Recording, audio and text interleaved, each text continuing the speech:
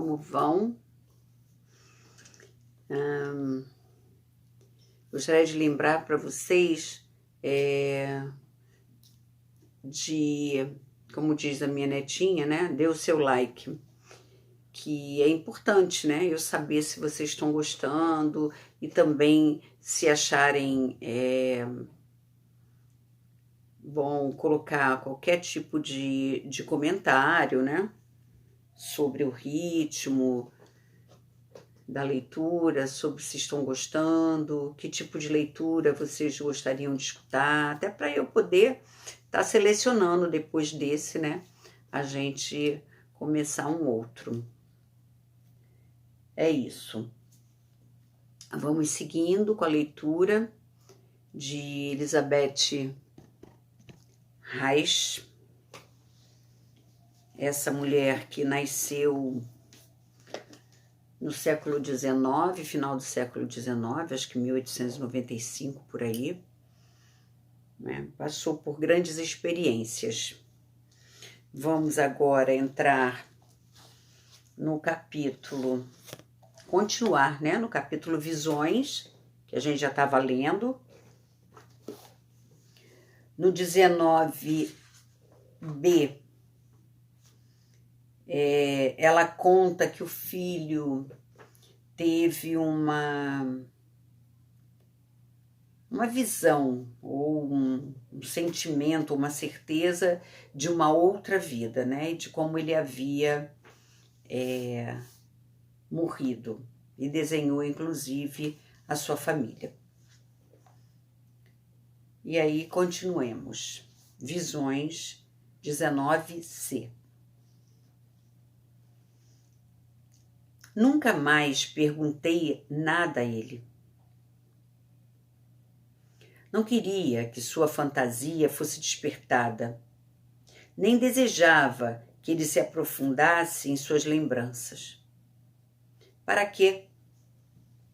Eu tinha certeza de que ele nunca havia lido livros sobre a África. Conhecia todos os seus passos e sabia com que ocupava o seu tempo. Além disso, o fato de um menino sempre tão corajoso e até mesmo ousado gritar tanto e lutar quando tentávamos levá-lo a banhar-se no lago, ficando inteiramente transtornado, chamava a atenção. Ele gritava como se estivéssemos tentando matá-lo. Eu havia explicado a ele que podia entrar na água, que nada lhe aconteceria. Então, deixou que eu o levasse no colo para dentro da água, mas com a promessa de ficar tomando conta dele e de não deixá-lo só. No dia seguinte, a cena repetiu-se. Como um maluquinho, ele gritava e não queria entrar na água. Precisei levá-lo outra vez no colo. E aos poucos foi dominando o medo. Parecia-se com um patinho. Brincava na água, remava e mais tarde velejava no lago durante todo o dia. Um dia, quando ele ainda era muito pequeno, devia ter uns 4 ou 5 anos de idade, ele e sua priminha estavam pintando juntos e a menina coloria todos os rostos de rosa. Já o meu filho, de marrom escuro. Lembro-me de ter mencionado a ele, na ocasião, que não é preciso escurecer tantos rostos. Contudo, ele não respondeu e continuou a pintá-los da cor de chocolate. Não falamos mais sobre suas recordações. De vez em quando, ele fazia algum comentário, do qual eu podia deduzir que certos fatos ainda estavam vivos em sua memória. Quando ele tinha cerca de 13 anos, aconteceu de um senhor estranho entrar no jardim e me pedir que fosse até a rua, pois meu filho havia escalado um choupo muito alto. Caso ele caísse, dificilmente escaparia da morte. Olhei para cima. As árvores deviam ter uns 20 a 25 metros de altura e tentei descobrir em qual delas meu filho estava. Não dava para ver nada. Gritei chamando-o, então ele perguntou aos berros o que é que eu queria. Desça já daí. Por quê? Nesse momento não interessa o motivo.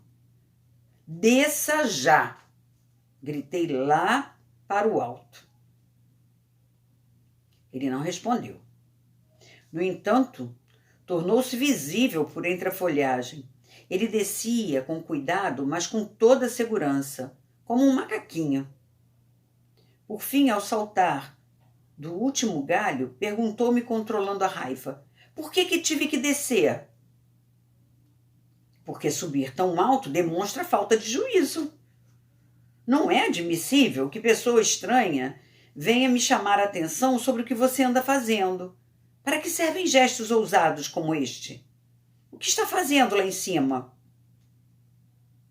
Ora, fiz um abrigo para mim lá no alto, e é nele que como meu milho cozido, pois lá o sabor é muito melhor. Além disso, dá para ver toda a região, que é maravilhosa. Posso avistar tudo de lá. Nunca mais faça isso. Que sentido tem arriscar a vida? Arranjo um abrigo para você aqui embaixo. A criança ficou olhando para a frente zangada e disse: muito bonito. Não devo mais subir até lá porque você acha que isso implica risco de vida. Gostaria de saber quem é que tomava conta de mim quando eu subia em árvores muito mais altas ainda na Floresta Virgem, a fim de me resguardar das feras. Onde você andava naquela ocasião? Onde eu estava, então não sei. Mas agora eu estou aqui. E você tem que me obedecer. Respondi com energia. Ele não ficou nada satisfeito. Mas uma vez que eu sempre lhe dera bastante liberdade, logo descobriu outra ocupação. E o incidente foi esquecido. Um dia, muito tempo depois, ao voltar da escola, ele me contou, bastante excitado: ridículo! O sacerdote quer nos fazer acreditar que só se vive uma vez. Eu sei que vivemos várias vezes, eu sei. Mas com adultos é melhor ficar quieto e calado do que falar essas coisas todas.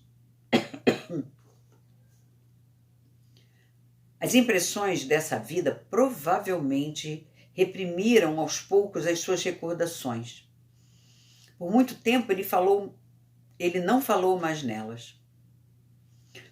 Somente quando estava com quase 15 anos, ele me pediu que comprássemos um grande tambor. Fomos juntos a uma das maiores lojas de música e ele escolheu o maior tambor que havia na loja, com todos os acessórios. Repetiu-se o mesmo milagre que já havíamos experimentado antes, quando ele remara sem ter aprendido.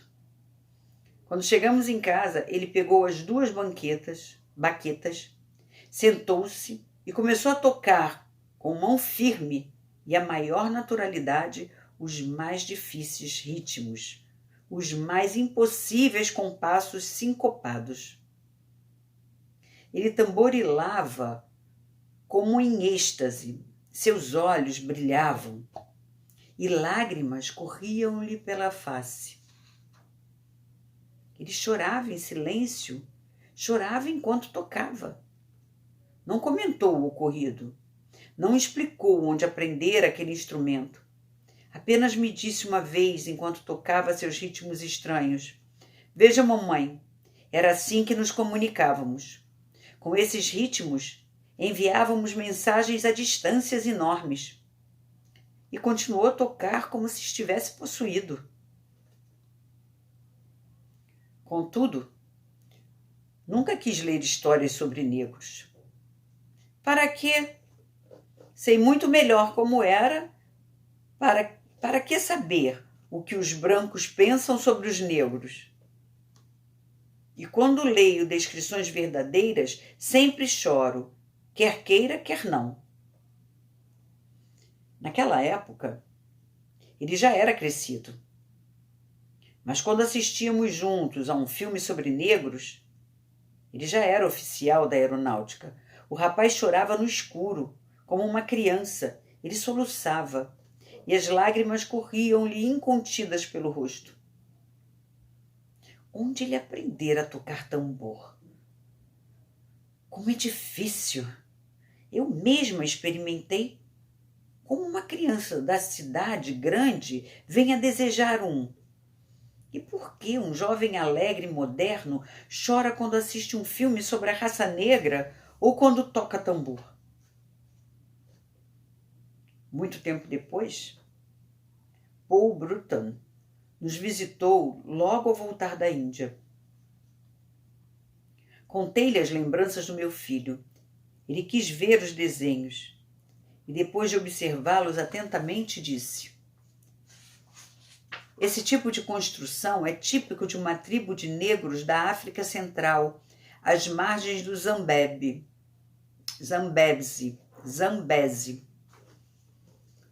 Ele desenhou os detalhes com toda a precisão. Mas esse chapéu não é um chapéu de negros. Parece mais um moderno chapéu masculino de feltro, respondi. Bruton sorriu. Não, a senhora está enganada. O menino tem razão. Esse chapéu também é típico dessa raça, só que não é de feltro, mas tecido com folhas de cana. A arma de caça também está correta. E o monstro que arranca pernas, claro, é o crocodilo. A região está infestada deles. Mas diga-me, como veio a atrair um preto para filho? Perguntou por fim. Isso eu mesma não sei, respondi sorrindo também. Em seguida, passamos a falar de outras coisas. Isso, porém, aconteceu muitos anos depois. As primeiras recordações surgiram quando meu filho ficou observando durante muito tempo um besouro negro, lá perto do lago. Sem saber, ele usou um método indiano para se concentrar. Os iogues indianos escolhem um ponto preto na parede ou uma bola de cristal. E é nisso que fixam o olhar. O menino fez o mesmo, pois o besouro negro era como um ponto preto. É provável que tenha entrado em transe. E foi assim que despertou nele a lembrança da sua vida passada. No fim do verão, meu estado de saúde havia melhorado. Minha consciência tornou a ficar clara. Não via mais o mundo através de uma névoa. Meu sangue também parou de arder. No entanto, já em casa, no outono, aqueles fenômenos que atacaram a maioria das mulheres vacinadas com o mesmo soro e que as mataram, manifestaram-se de novo. Precisei ficar outra vez de cama. Tinha dores e cãibras horríveis. Os nervos pareciam paralisados, e quando eu queria erguer a mão, ela nem se mexia. Meu estado era horrível, amedrontador. E nas noites de insônia, eu ouvia aquela voz repulsiva em meio aos zumbidos. Quer me pegar, hein? Ha, ha, ha, ha, ha. Os médicos formaram outra junta e aconselharam uma operação. Nessa mesma noite, um amigo do meu marido, com quem nos dávamos muito bem e que acabara de regressar da Índia, telefonou-nos. No dia seguinte, apareceu para ver como eu estava. Ele disse: sabe que pratiquei yoga com um grande mestre? Se quiser seguir meu conselho, recuperará a saúde. Não permita que a opere. Custe o que custar. Prometi fazer tudo o que me recomendasse. Então ele me mostrou alguns exercícios respiratórios bem simples, que eu podia fazer mesmo deitada ali, quase como uma morta. Recomendou que os fizesse várias vezes ao dia, mas com consciência. Fiz tudo o que ele me disse. Depois de alguns dias, me sentia consideravelmente melhor. As dores haviam diminuído e todos os outros sintomas se alteraram para melhor. 2 semanas mais tarde, já estava tão bem que podia me levantar por momentos. estava voltando a ser eu mesma. Ainda havia perturbações menores, mas nosso amigo me ensinou outras posições de yoga e lentamente fui melhorando, até que na primavera tive condições de ficar junto ao mar por alguns meses. O abençoado clima marítimo e os banhos de mar, aliados aos exercícios de yoga, devolveram-me a saúde. Meu marido passou as últimas 4 semanas comigo e vivi o mais belo período da minha vida pessoal. Somente uma pessoa que esteve prestes a morrer de tão doente e que consegue recuperar-se sabe o que isso significa: ter saúde outra vez.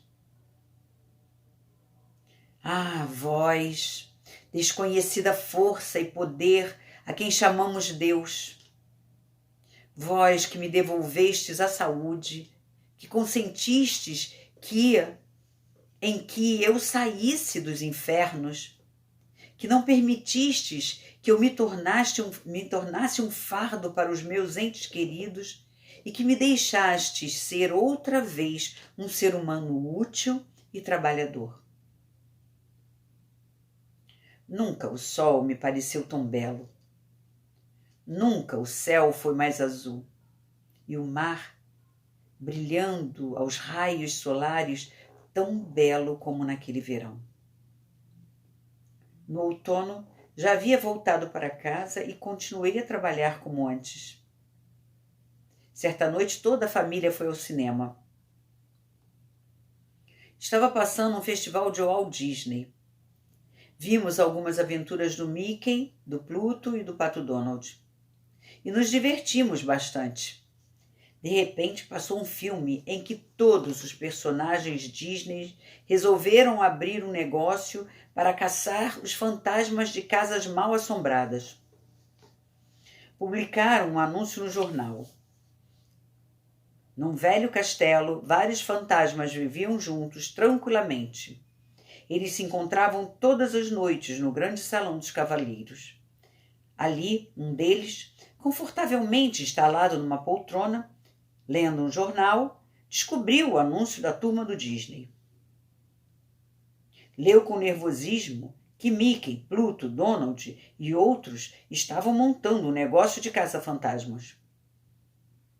Todos ficaram muito agitados com a notícia.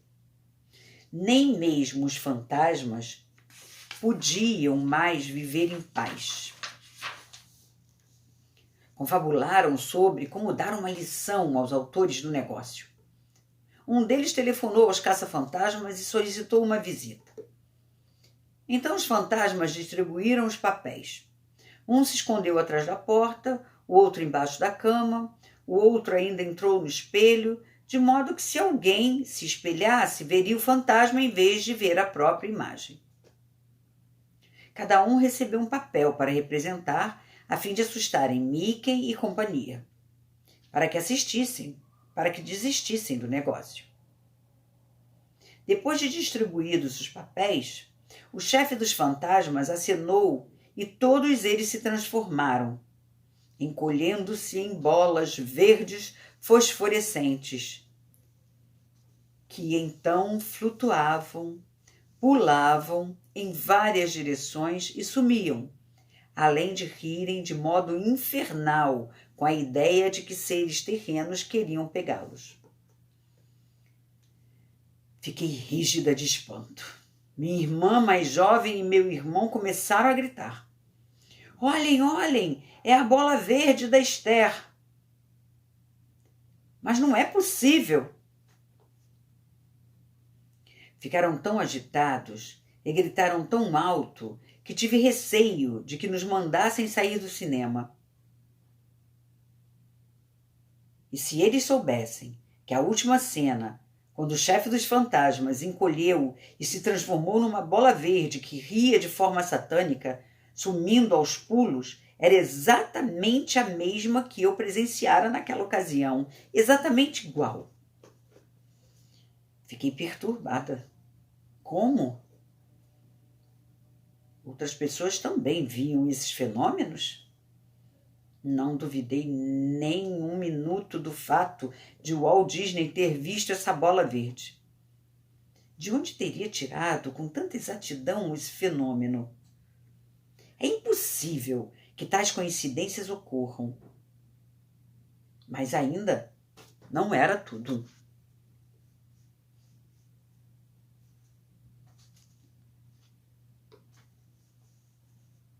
Depois de algumas semanas, um livro veio ter as minhas mãos. Aram, Magic and Mystic. Tratava-se de uma coletânea de textos autênticos. À medida que fui lendo os diversos exemplos, um depois do outro, cheguei a um ponto onde estava escrito literalmente, abre aspas, como é possível alguém entrar por uma porta trancada e aferrolhada? Com consciência de que a porta estava bem trancada, pensei, aqui ninguém entra. Mesmo que a maçaneta esteja abaixada e a porta tenha estalado. Mas o que era isso?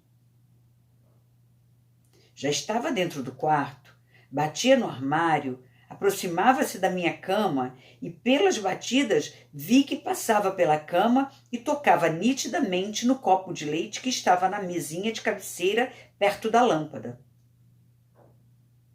Fecha aspas. Página 458. E depois, não vi nada, mas também não me dei o trabalho de querer ver algo.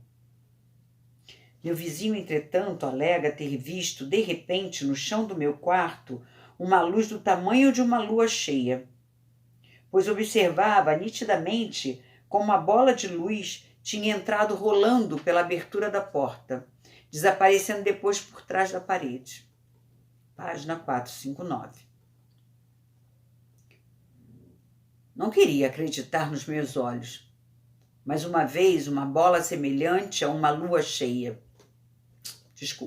Não queria acreditar nos meus olhos. Mais uma vez, uma bola semelhante a uma lua cheia? Parecia que essa bola de luz não era nenhuma raridade. Que coisa estranha. Se pensarmos um pouco, podemos encontrar um exemplo análogo na eletricidade, o raio redondo. Este também rola no ar. Há casos em que entra num cômodo pela janela aberta, gira por todo ele, saindo depois por outra janela aberta. Enquanto o raio tiver forma esférica, não há perigo. Contudo, se perder a forma redonda, ele destruirá tudo que estiver no caminho. Neste caso, então, o raio esférico é 1000 vezes mais perigoso que um raio comum. O que seria essa bola fosforescente esverdeada que também pode ser catastrófica, além de um raio esférico de outra dimensão?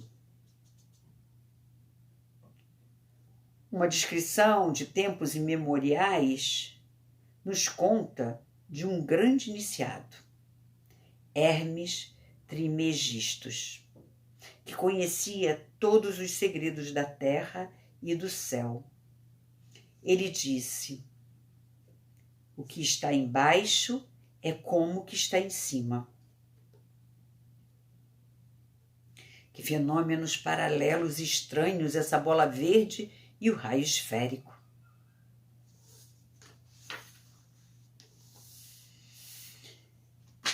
E aqui terminamos esse capítulo, Visões. Terminamos com um número que dei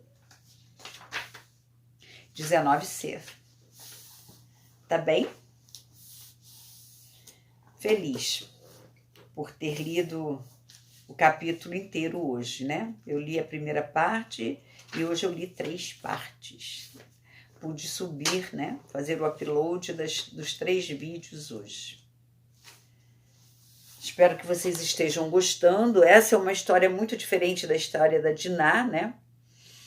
Apesar da Diná também trazer algumas coisas, né, sobre El, que é o grande Deus, né, de Jacó e Abraão. E contar coisas sobre sonhos, mas esse é muito específico, né? Com experiências e relatos que ela traz desde criança e as experiências que vêm se fundamentando ao longo da vida dela e como ela buscou aprender, né? Trazer para a vida dela o conhecimento sobre aquilo. Não que ela realmente, como no exemplo do espiritismo que ela deu lá atrás, não que ela frequentasse aquilo e tornasse aquilo a religião dela. Ela tinha uma visão muito clara, né, do que é real, do que é imaginário e como os aspectos psicológicos e as questões do ego humano, né, de nós seres humanos, influenciarmos, né, sobre o que vivemos todas as horas e dias das nossas vidas. Então é bom a gente pensar isso também, né? Tem mensagens muito boas se a gente sentar para refletir, né? Que devemos discernir, que devemos não duvidar no sentido de menosprezar, mas sempre buscarmos o conhecimento para explicar aquilo e determinar se aquilo é realmente passível de alta confiança, né? E ficamos por aqui. Vamos pensando e imaginando como é que é essa aventura, que agora acabamos de descobrir o nome dela, né? Parece que é esse, né? Eu sublinhei aqui, Esther. É a bola verde da Esther. Então, seu nome é Esther. Bonito nome. Fiquem bem. Namastê. Nos veremos no próximo vídeo, tá bom? Um grande e afetuoso abraço para todos vocês.